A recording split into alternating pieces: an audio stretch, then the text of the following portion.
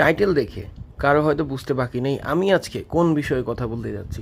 আজকে কথা বলতে চাচ্ছি একটু পরে যে ম্যাচটা শুরু হবে বাংলাদেশ এবং নেদারল্যান্ডের মধ্যে। এই ম্যাচটা ওয়েস্ট ইন্ডিজের যেই মাঠে খেলা হবে সেই মাঠে গত 10 বছরে কোনো আন্তর্জাতিক ম্যাচ হয়নি এবং এই মাঠের পিচ সম্পর্কে কোনো দলেরই ধারণা নেই।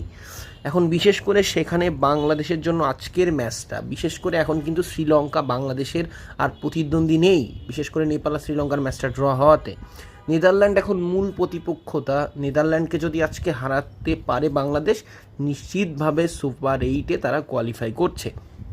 কিন্তু সেক্ষেত্রে সবথেকে বড় চ্যালেঞ্জ স্কোয়াডটাকে ঘোষণা করা। স্পিনার বেশি নেবে দলে নাকি পেসার বেশি থাকবে, পিচের চরিত্রটা কেমন হবে, পেস সহায়ক না স্পিন সহায়ক, এগুলা নিয়ে অনেক কনফিউশন আছে।